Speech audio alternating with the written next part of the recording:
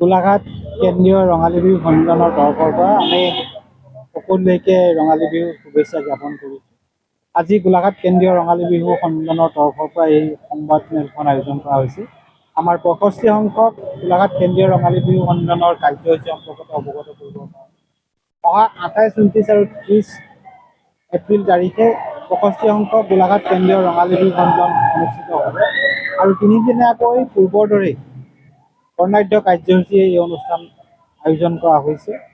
সদৌ অসম ভিত্তিক বৰবিহুৱতী প্ৰতিযোগিতাৰ পৰা আৰম্ভ কৰি হুঁচৰি প্ৰতিযোগিতালৈ প্ৰথম দিনাই বৰ্ণাঢ্য সাংস্কৃতিক শোভাযাত্ৰাৰ আয়োজন কৰা হৈছে আৰু এই শোভাযাত্ৰা উদ্বোধন কৰিব সদৌ অসম ছাত্ৰ সন্থাৰ সন্মানীয় সম্পাদক সমীৰণ ফুকনে। বিভিন্ন কাৰ্যসূচীৰ লগতে শেষৰ দিনা সাংস্কৃতিক অনুষ্ঠানৰ আয়োজন কৰা হৈছে।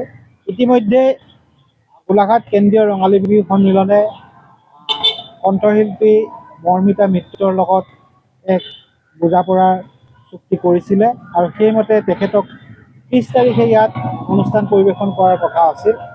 আমি শেহতীয়া পৰিস্থিতিৰ প্ৰতি লক্ষ্য ৰাখি বিশেষকৈ আমাৰ সকলোৰে বুকুৰ আপোন অসমীয়াৰ সাৰ্থক জুবিন গাৰ্গৰ কিছুসংখ্যক গান তেওঁ অলপ বিকৃতভাৱে পৰিৱেশন কৰাৰ পৰিপ্ৰেক্ষিতত আজি গোলাঘাট কেন্দ্ৰীয় ৰঙালী বিহু সন্মিলনৰ কৰ্ণধাৰ সমিতিৰ এখন সভা আমাৰ অনুষ্ঠিত হয় আৰু সেই সভাত আমি সিদ্ধান্ত গ্ৰহণ কৰোঁ যে আমি আগন্তুক ৬৫ সংখ্যক গোলাঘাট কেন্দ্ৰীয় ৰঙালী বিহু সন্মিলনৰ যি সাংস্কৃতিক অনুষ্ঠান, সেই সাংস্কৃতিক অনুষ্ঠানলৈ বিশিষ্ট শিল্পী হিচাপে নিমন্ত্ৰণ কৰা মৰ্মিতা মিত্ৰক আমি বাতিল কৰিছোঁ আৰু তাৰ সলনি আমি এইবাৰ দীপান্বিতা ডেকা আৰু অসমৰ জনপ্ৰিয় কণ্ঠশিল্পী তথা গোলাঘাটৰ আমাৰ ল'ৰা, গোলাঘাটৰ সন্তান আচুৰ্য বৰপাত্ৰৰ গীতৰ শৰাই সেইদিনা থাকিব। ৩০ তাৰিখে সাংস্কৃতিক অনুষ্ঠানটো সেইকাৰণে অতিথি শিল্পী হিচাপে থাকিব দীপান্বিতা ডেকা আৰু আচুৰ্য বৰপাত্ৰ।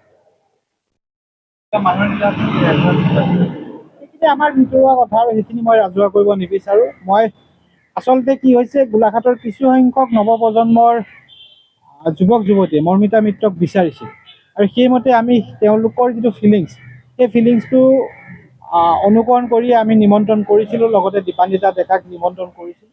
কিন্তু শেহতীয়াভাৱে আমাৰ সকলোৰে মৰমৰ জুবিন গাৰ্গৰ গানৰ এটা বিকৃত ৰূপ তেওঁ দাঙি ধৰাৰ কাৰণে আমিও অসন্তুষ্ট হৈছোঁ আৰু সেইকাৰণেই আমি তেওঁক এইবাৰ বিহু মঞ্চলৈ আমন্ত্ৰণ নকৰাৰ সিদ্ধান্ত গ্ৰহণ কৰিছোঁ আৰু বাকী কাৰ্যসূচীসমূহত আমি সকলো ৰাইজৰ সহযোগিতা কামনা কৰিছোঁ।